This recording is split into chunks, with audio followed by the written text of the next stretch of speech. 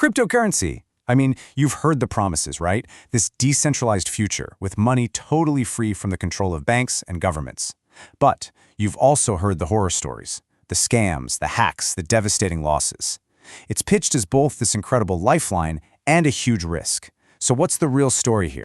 And that's really the question we're diving into today. Is this technology a genuine tool for financial freedom, especially for people who've been left behind by the traditional system? Or is it actually a really sophisticated trap, just dressed up in the language of innovation? Let's dig in and see if we can find some answers. You can really see the two sides of the coin here. On one side, you have this incredible promise, financial freedom, a way to bypass the old gatekeepers, and true global access for everyone. But on the other side, you've got the peril of predatory scams, wild, unpredictable volatility, and pretty much zero consumer protection if something goes wrong. This is the battlefield of ideas we're stepping onto. Okay, so before we get into the heavy stuff, let's take a minute to talk about how this all actually works. We need to understand the engine that's running this whole thing. And don't worry, we're going to keep it simple, I promise. No crazy jargon. So, the core technology behind almost all crypto is called the blockchain. And honestly, the best way to think about it is like a shared digital notebook. Imagine every page in that notebook is a block. And on that page, we write down a bunch of transactions. Once a page is full, it gets added to the notebook and is cryptographically linked to the page before it, creating this unbreakable chain. So how does a transaction actually happen?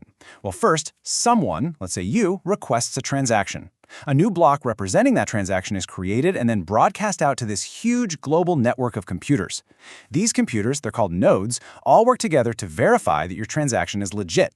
And once it's verified, that block gets added to the chain for good, and the transaction is complete. Simple as that. And all of this brings us to the most important idea in crypto, decentralization. This means there is no single bank, no government, no CEO in charge. Your trust shifts away from a human institution and onto the software code itself.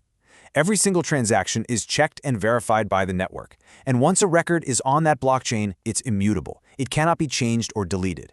It's all out there on a public ledger for anyone in the world to see. So, now that we've got the basics down, let's explore that dream. Why do so many people see this technology as this incredibly powerful tool for liberation, for banking the unbanked? Well, the promise is huge. The idea is that crypto lets you bypass the entire old system.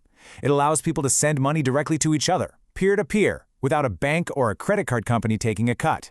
This could make sending money home to your family in another country way cheaper and faster. And crucially, it offers access to financial services without all the credit checks and background screenings that have historically locked so many people out of the system. And this quote, this really hits the nail on the head. For communities that have faced decades, even centuries of financial discrimination, from things like redlining to predatory lending, the idea of a system without human gatekeepers is, well, it's incredibly powerful. It really represents this deep hope for a more level playing field. But here's where the story takes a turn. That beautiful hope can curdle into real harm. So let's pivot now to the nightmare scenario, where the promise of inclusion actually becomes a tool for predation, often against the very same people it claims it wants to help.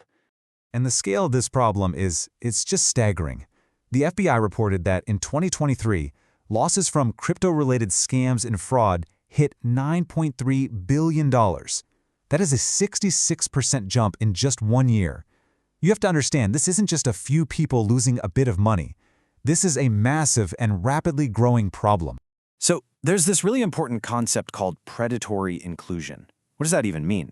Well, it basically describes a situation where a group that was previously shut out of something is finally given access, but on terms that are deeply unfair and exploitative. The hope for finally being included makes people vulnerable to the sales pitch.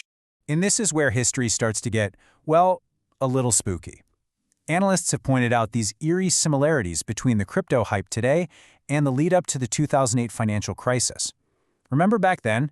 Innovative financial products, like subprime mortgages, were aggressively sold to marginalized communities, promising the dream of homeownership but ultimately leading to absolute financial ruin for millions.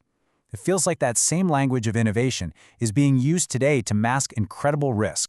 All right, now I want to talk about something that a lot of people get wrong about crypto. We need to tackle one of the biggest myths out there, this idea that it's all anonymous. The truth is, this technology can actually become an incredibly powerful tool for surveillance. So you hear all the time that crypto transactions are private, that they're anonymous, right? Well, the hidden reality is that public blockchains create a permanent, unchangeable, and traceable record of everything you do. So far from being an escape from surveillance, there are now specialized tech firms whose entire business is analyzing this blockchain data for law enforcement agencies and big banks. So how does this work? It's because every transaction is linked together on that chain. Now, your wallet address itself is what we call pseudonymous. It's just a string of numbers and letters. But the moment that wallet is connected to your real-world identity, say you used a driver's license to sign up for an exchange, your entire financial history on that blockchain can be unraveled. Pseudonymity is not anonymity. That's a huge takeaway here. Okay, this leads us to our last major point, and it's a big one. Remember that core promise of decentralization, this idea of a flat, democratic system with no one in charge? Well, when you start to look a little closer, you see power starting to concentrate in some very familiar ways. Now check this out. This is fascinating. In one of the biggest so-called decentralized finance platforms out there, a DeFi protocol called Uniswap, just 1% of the people holding its token control over 96% of the voting power in any decision. I mean, does that sound decentralized to you? It turns out, this decentralized world has its own set of new gatekeepers. You have a few massive mining pools that control most of the transaction validation. You have huge centralized exchanges that are the main way most people get into crypto. You have a handful of powerful venture capital firms that fund and influence almost all the new projects. And the code itself? It's written by small, identifiable teams of developers. The intermediaries didn't disappear. They just changed their clothes. So, what's the big insight here? What's the takeaway from all of this? I think it's this. Cryptocurrency isn't inherently good or bad. It's an amplifier. It doesn't automatically create some new, fairer world. More often than not, it just magnifies the inequalities and the power structures that already exist in our own. The technology itself is powerful and it's deeply paradoxical. It holds both immense promise and, as we've seen, immense peril. So where does that leave us? I mean, what are we supposed to do with it? The path forward isn't about blind faith, but it's not about total rejection either. It's about critical awareness. First, demand financial literacy. Seriously, don't invest a penny in something you don't understand. Second, ask the right questions. Who is really benefiting from this system? And, maybe more importantly, who is being asked to carry all the risk? And finally, let's try to see this technology as just that, infrastructure, not salvation. Judge it by its actual real-world results, not by its flashy marketing slogans. So, at the end of the day, the story of crypto is still being written. Is it a tool for liberation or a sophisticated trap? The answer probably depends on who's building it, who's regulating it, and who's using it. We've really only scratched the surface today. So what part of this incredibly complex world should we explore next? Maybe the tech behind digital wallets? Or what about the wild culture of NFTs? Let us know what you're curious about down in the comments.